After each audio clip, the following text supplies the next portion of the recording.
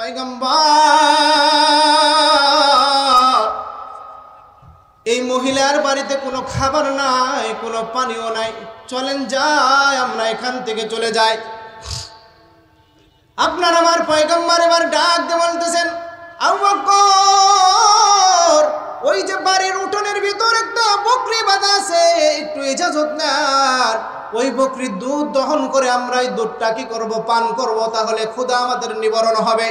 মুসলমান আল্লাহর গোলাম এবার সিদ্দিক আকবর মহিলাকে ডাক দিয়ে বললেন, মা আপনার বাড়িতে খাবার নাই, পানিও নাই, আপনার উঠানের মধ্যে একটা বকরি বাঁধা আছে, একটু ইজাজত দেন, ওই বকরির দুধ দহন করে আমরা পান করব। মুসলমান আল্লাহর গোলাম এবার মহিলা ডাক দিয়ে বলতেছে, এই বকরি এখনো পর্যন্ত বাচ্চা দেয় নাই, এখনো পর্যন্ত পেটে বাচ্চা ধারণ করে নাই, এই বকরি তো দুধ দিতে পারবে না, আর এই বকরি অসুস্থ হওয়ার কারণে আমার স্বামী তাকে মাঠে চড়াতে নিয়ে যায় নাই। মুসলমান আল্লাহর গোলাম এবার আবু বকর পয়গম্বরকে জানিয়ে দিলেন, এই বকরি অসুস্থ, এই বকরি তো দুধ দিতে পারবে না। মুসলমান আল্লাহর গোলাম এবার আপনার আমার পয়গম্বর ডাক দিয়ে বললেন, আবু বকর আপনি একটু ইজাজত নেন, একটু ইজাজত নেন।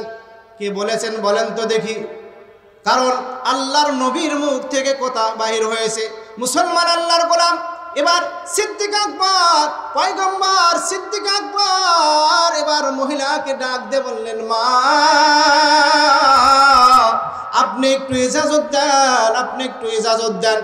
মহিলা এবার রাগান্বিত সুরে বলতেছে, আপনাদেরকে বলছি আমার বাড়িতে কোনো খাবার নাই, পানি নাই, এরপরে বকরি চাইলেন, বকরি অসুস্থ, এখনো পর্যন্ত বাচ্চা দেয় নাই, তারপর আপনারা শুনতেছেন না, ঠিক আছে ইজাজত দিয়ে দিলাম।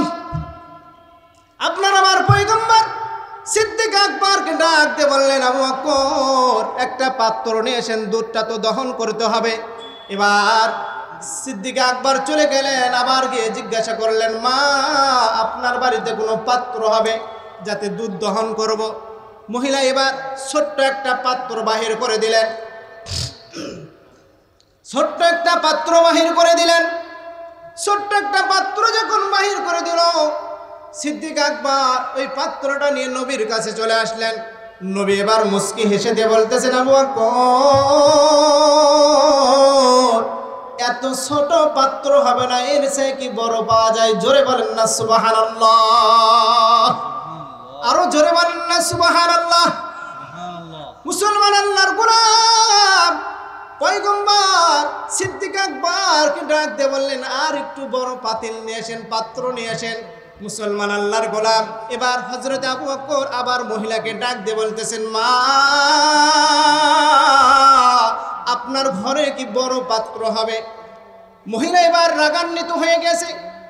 আমি প্রথম বলেছি যে আমার বাড়িতে কোনো খাবার নাই, পানিও নাই, বকরি অসুস্থ, এরপরে আপনারা ইজাজত চাইলেন, ইজাজত আমি দিয়ে দিয়েছি, এরপরে ছোট একটা পাত্র দিয়েছি, সেটা আপনাদের পছন্দ হইলেন না। মহিলার মনের ভিতর বড় আঘাত লাগতেছে, কষ্ট হইতেছে, মনের ভিতর বড় কৌতূহল হইতেছে, কে এসেছে আমার বাড়িতে, বারবার আমাকে খানার জন্য রিপিট করতেছে। আমি বললাম আমার বাড়িতে কোনো খাবার নাই, পানিও নাই, বকরি থেকে এরপরে বকরি চাইলো, আমি বকরিকে ইজাজত দিয়ে দিলাম দুধ দহন করার জন্য, ছোট একটা পাত্র দিয়ে দিলাম, সেটাও পছন্দ হলো না, এরপরে বড় পাত্র চাইতেছি, এর কারণটা কি? মহিলা এবার দরজাটা একটু ফাঁকা করে দিলেন, দেখে উঠোনের মধ্যে এমন সুন্দর একজন যুবক দাঁড়িয়ে আছে, জীবনে কোনোদিন এত সুন্দর দেখে নাই। জোরে বলেন না সুবহানাল্লাহ। মনে হচ্ছে আসমান থেকে চাঁদ আমার বাড়ির উঠোনের মধ্যে নেমে এসেছে। মুসলমান আল্লাহর গোলাম এবার আপনার আমার পয়গম্বর আস্তে আস্তে বকরির কাছে চলে গেল, যাওয়ার পর বকরি দাঁড়িয়ে গেল, সঙ্গে সঙ্গে আপনার আমার পয়গম্বরকে সালাম দিলেন, আসসালামু আলাইকুম ইয়া রাসূলুল্লাহ। বকরি এবার সালাম দেওয়ার পর নবী এবার ডাক দিয়ে বলতেছেন, হে বকরি তুমি আমাকে সালাম দিলা, তুমি আমাকে সালাম দিলা, তুমি কি আমাকে চিনো? এবার বকরি ডাক দিয়ে বলতেছেন, পয়গম্বর, মানুষ চিনতে ভুল করে, কিন্তু আমি বকরি হইয়া আপনাকে চিনতে ভুল করি নাই। আপনি শুধু মানুষের নবী নয়, আপনি গাছের নবী, আপনি বনে জঙ্গলে পশুর নবী, আপনি আমার নবী। ও পয়গম্বর, আপনার কাছে একটা অভিযোগ আমার এই বাড়িওয়ালের। কি অভিযোগ? আমি অসুস্থ হওয়ার কারণে আমাকে মাঠের ভিতর ঘাস খাওয়ানোর জন্য নিয়ে যায় না। আপনি একটু আমার মালিককে বুঝাইবেন, একটু মালিককে বলে দিবেন। মুসলমান আল্লাহর গোলাম, এবার আপনার আমার পয়গম্বর বিসমিল্লাহির রহমানির রহিম বলে বকরির শরীরের উপরে হাত রাখার সঙ্গে সঙ্গে বকরি পরিপূর্ণ সুস্থ হয়ে গেল। জোরে বলেন না সুবহানাল্লাহ। স্তনের মধ্যে দুধ এসে গেল।